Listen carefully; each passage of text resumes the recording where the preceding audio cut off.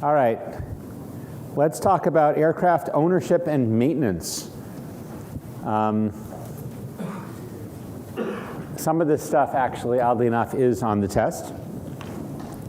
What does it cost to own an airplane? Most people say, I can't afford that, but then you see them buy a brand new car or renovate their kitchen for $200,000. So I don't know what their excuse is. It's actually not expensive to own a 4-seat airplane. There's so many out there. There were more pilots in the 70s and 80s when these airplanes were built in large quantities. The owner of East Coast Aero Club, Mark, he says that in the 80s, there was a waiting list even for a tie down at Hanscom. Now, you know, there's ample parking. The hangar space is still a little bit tight, but if you just want to get a Cessna and pay, it's actually a lot cheaper to tie a Cessna down at Hanscom than it is to park a car in Cambridge. And there's plenty of room. You know, he said every firefighter, every teacher used to have a family airplane. So the airplanes are relatively inexpensive to buy, $20,000, $30,000 for something that's airworthy for VFR use, for basic VFR use. And you can see the prices here. The depreciation would be pretty close to zero for that, those lower end airplanes. Anyway, all that said, it's still cheaper to rent from a flight school. If you're going to fly, 100 hours a year, paying $150 or $200 an hour to a flight school is still cheaper, and it's a lot easier. For people for whom owning may actually make a little bit of rational sense, it never truly makes sense compared to just getting everywhere in your Toyota Camry. If you fly a whole ton, more than 200 hours a year, then the fixed costs of insurance and storage and stuff won't kill you. If you have to use the airplane to make regular long trips somewhere and then just park it away from the home airport, then it makes sense. And a lot of people also, you can't fly if you have multiple airplanes. You can't fly them all at the same time, and even one airplane, it's a little bit hard to use every day the way you would use a car. So partnerships with 2 to 4 people are pretty common, and that cuts the cost dramatically without really impairing the utility. I shared an airplane for years with a guy, and I don't think we ever conflicted on when we wanted to use the plane. All right. This is some stuff that you want to know a little bit. If you're an owner, it's really critical. And if you're a renter, some of the stuff is still relevant. So the owner or operator, if you think about a leaseback airplane to the flight school, the leaseback owner is an individual perhaps, and the flight school becomes the operator. And they're the ones who are primarily responsible for making sure the airplane is airworthy, that it gets its annual inspection, and that it has a logbook. However, the pilot is also responsible, and if the pilot knows that something is inoperative and it's not required, then it's still legal to fly the airplane in a lot of circumstances, as long as that piece of equipment is placarded in op, and maybe the breaker is pulled, for example, on a GPS unit that's not working. And after maintenance, then a private pilot with no passengers can make an entry in the logbook saying that the test flight was done. The core inspection is every 12 months. For a privately owned airplane, it has to have an annual inspection. Typically, it won't fly a whole lot more than 100 hours during that year if it's just one person flying it. But the 100-hour requirement only becomes necessary when the airplane is operated commercially, like at a flight school. So that's 100 hours of flight time, not engine running time. So, if it's taxiing around the airport, the engine might be running for 120 or 130 hours to build up 100 hours of flight time. For heavy, you say, well, God, these airlines, they must have to tear the airplane apart, open all the inspection panels every week or two. Jets have their own maintenance schedule that supersedes this FAA guidance. Even modest-sized jets often have a 300 or 600-hour service interval. The Pilatus PC-12 It was recently extended to 300 hours, for example. Okay, Tina covered this before. The transponder has to be inspected and recertified every couple of years. Emergency locator transmitters, if it's a civil airplane, 91207 says it has to have an ELT, except in certain circumstances. So gliders, helicopters, things like that don't really need it, I don't think. Maybe the glider does, I don't think so.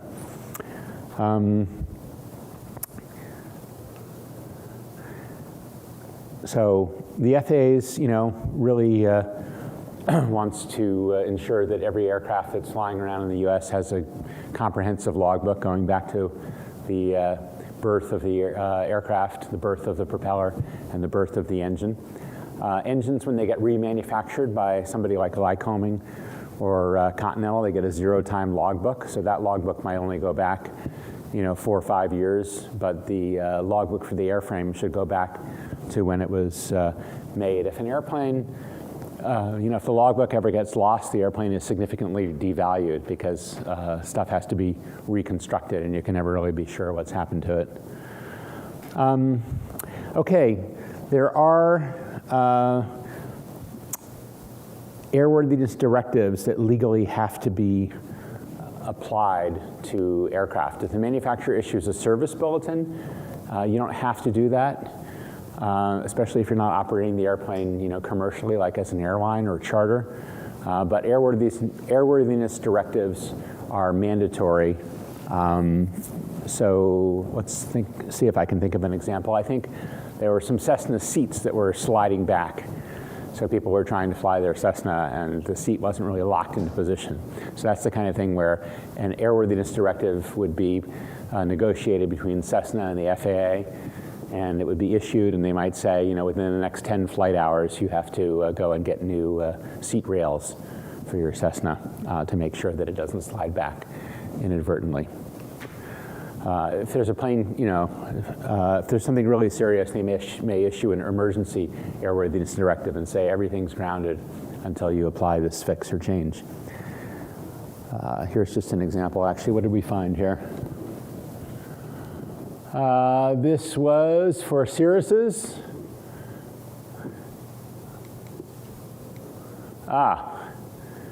In-flight cabin door separation. That's not good. One was total separation and one was retained by the door strut. We're issuing this AD to prevent in-flight failure of the cabin door. Okay, well, it's nice to have two doors, I guess. That's the takeaway from this one. I don't know what they said that you have to do. Yeah, threads, sleeves, blah, blah, blah. Oh, but it says within 50 hours, see that? Within the next 50 hours time in service. So they don't consider that an emergency. And actually, yeah, if you ever do take off, airplane, don't slam an aircraft door. They tend to be fragile. The latches, various techniques have been tried over the years by various manufacturers. None of them are as foolproof as car doors because they don't have the weight budget that a car has. So if a door does pop open in flight, it's actually not hazardous as long as you're not so startled that you do something crazy on takeoff. They'll usually pop open just as you're climbing out and you're like, whoa, what's that noise? Anyway, just remember, as Tina said, keep flying the airplane and don't over-focus on something that's not related to the aircraft attitude and power. Okay, part 43 is mostly stuff that certified A&P mechanics need to know. These are, it's illegal actually this is one reason why owning an airplane is better than owning a boat. It's illegal for you to work on your own airplane, more or less. So you have to have an FAA certified mechanic do it. You can't spend every weekend monkeying with your airplane. There are a handful of things that pilots are allowed to do. You can replace a tire, you can add oil, you can there's an enumerated list, 31 items. A lot of those are kind of more, it can change the spark plug. A lot of them are more related to bush pilots. If you're up in Alaska or northern Minnesota or out in the middle of Maine and you want to change something, instead of being stuck, you can carry a spark plug and a wrench and get yourself back to the hangar. But it's unconventional for people with certified airplanes to do much in the way of maintenance.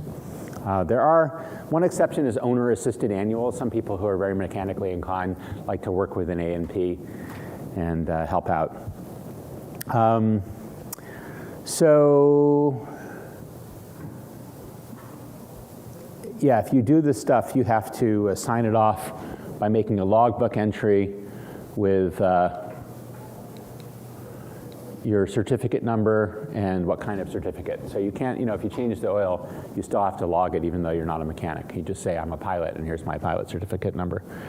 All right, if that's too much work, and you still really just want to own an airplane because you want to say that I own an airplane, you can buy an airplane, and then if you're not going to fly it 200 hours a year or more, you can lease it to a flight school and let the flight school be responsible for the maintenance. A lot of people do this to take advantage of depreciation. Let's say they're a medical doctor. They start a side business working with a flight school, and they're now in the aircraft rental business, and they take a 100% deduction for their airplane. It hasn't really been completely tested by the IRS. Leasing is supposed to be a passive loss, and you're not supposed to offset it against active income. So people come up with various gimmicks where the flight school is marketing their aircraft for rental to other people. Anyway, they're taking a $700,000 or $800,000 write-off in 1 year against their $1 million income as a physician, and now they have a free airplane, and that's why you can go to the flight school and rent one of these beautiful new airplanes for $350 an hour. It sounds like a lot, but take advantage of it because they're basically giving you the airplane for free. Okay, what if that's not enough work? We'll go to Oshkosh in July. I'll be there, and we can go check out all the kit airplanes, and you can meet people who say they've spent 13 years building their airplane, and now they're finally flying it. So in theory, the airplane has to be built by this, the intent was some person who was then going to fly it had to build half of it. But, LLCs are also people as far as the regulations are concerned. So basically the LLC becomes the builder of record, and the LLC is formed between somebody who actually knows what he or she is doing and the pilot who just wants to fly the cool experimental airplane. And then when the builder's finished, the pilot buys out the builder. There are a lot of limitations on experimentals. Another technique is the factory assist build. So to show that people have done a lot of work, they'll go down to the factory and they'll change their clothing every 2 hours, and they'll have all these pictures of themselves doing various work on the aircraft, and then they can show that to the FAA and say, look, I was putting on the wings, I was doing this, I was doing that. All right, you can't use the aircraft commercially. And if your passenger gets into the airplane, right in front of the passenger will be this scary-looking sign that says, this is experimental, doesn't meet FAA standards. So the passenger is warned that there's a lot more risk than flying a Cessna.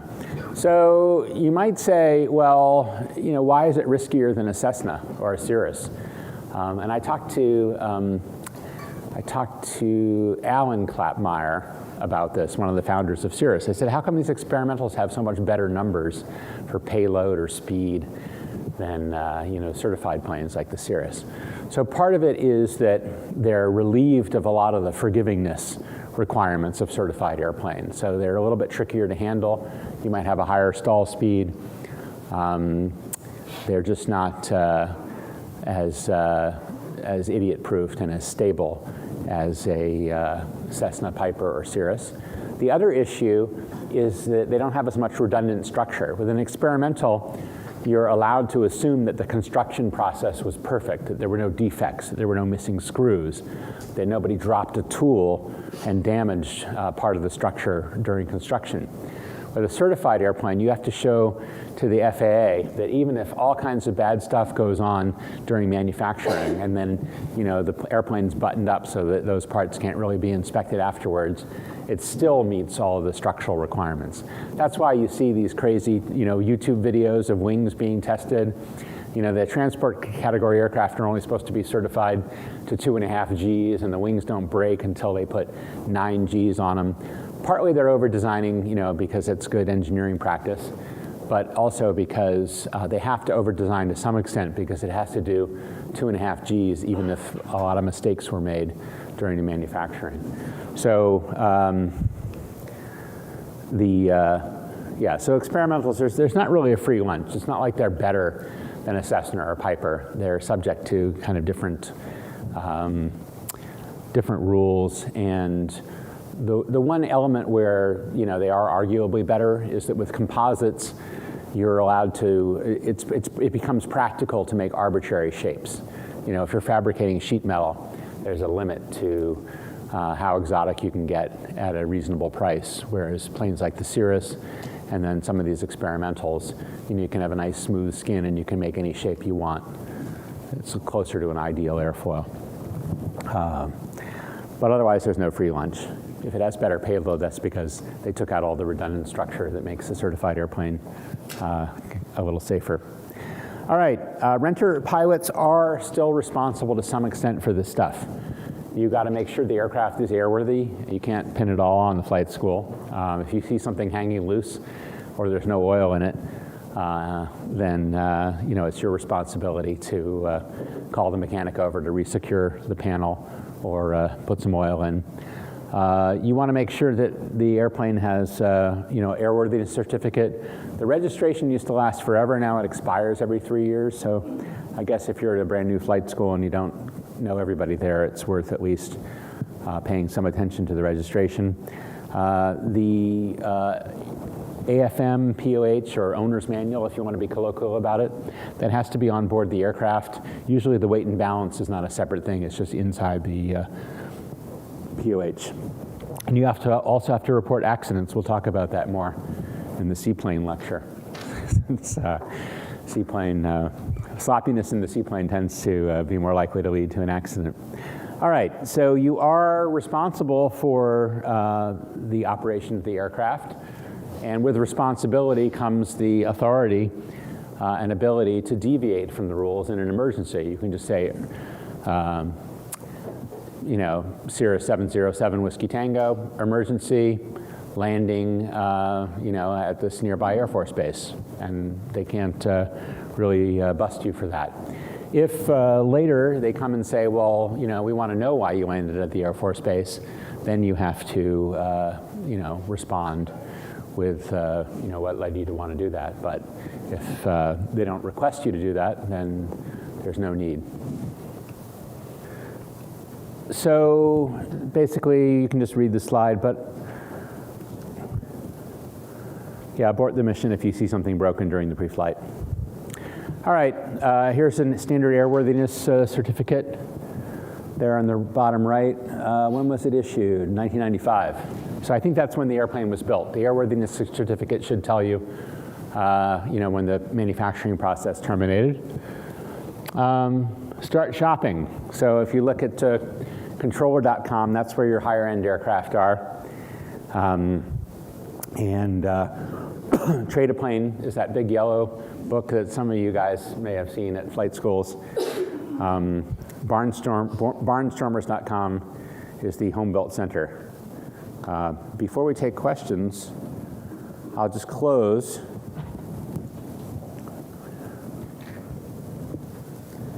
by telling you all that's fine, but it's not really rational. Having done one aileron roll and one loop in my life, do I need a game bird? No. But it's only 400 grand, and I want a game bird. And wouldn't it be cool to arrive in a game bird? Look at that luggage space. You could put in probably 3 packs of crush-proof cigarettes. And, you know, a spare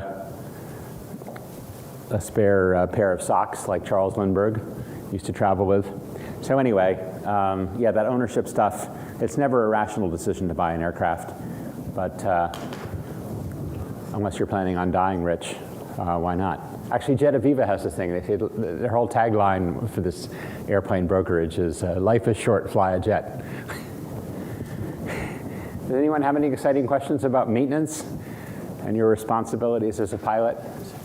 Okay, there's a little bit of interaction there between, the pilot and the mechanic. You can't practically check everything. You have to rely on mechanics who are generally quite reliable and they're FAA certificated. But you have to have a little bit of common sense about not accepting a broken airplane or helicopter. Oh, sorry.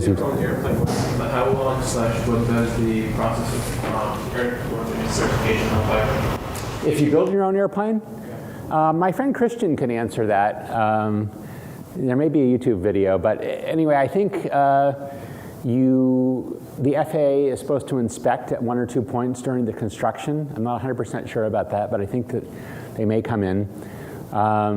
More importantly, there's like 40 hours of flight testing that has to be done, and you can't go over populated areas during that flight testing, and you get cut loose, I think, after 40 or 50 hours in the experimental world. That's never been attractive to me. I mean, if you talk to the people who do experimentals, they're really passionate about building and tinkering. They actually have very few hours of flight time accumulated. And that becomes a problem because their pilot, even if they were a good pilot when they started, after spending 13 years in a garage building, their pilot skills are pretty rusty. I would also recommend that you ask Sebastian. So if you guys remember, Sebastian came yesterday afternoon from the Flying Club, and he was discussing how they're getting that plane refurbished. He had a picture with the wing not attached, and now the wing is attached. So I believe that he's going through that airworthiness process right now. So definitely recommend you talk to Sebastian. And then the other thing I would just add to aircraft ownership in general is that there are also a lot of opportunities where there are basically you can become part of a group that partially owns an airplane. So there's a bunch of clubs around here where, for example, there are 3 planes that are owned by 60 people, and so you kind of timeshare those planes. And a number of the other instructors of this course have done that. So you might have heard Luke or Marissa talk about that. And so they have some planes, for example, in Beverly where there are 3 planes and a bunch of people own it, and so you can timeshare the plane, and they have to be very mindful about these types of maintenance aspects as well. So it's kind of an in-between cost of renting versus owning your own airplane by yourself. Yeah, if you want to, the Experimental Aircraft Association, which runs Oshkosh, they have chapter meetings all over the country all the time. They're kind of the most social folks in the aviation world. So if you want to find out what it's like to build your own kit airplane or design your own airplane from scratch, those people will be happy to hang out with you at least every month all over the country. EAA.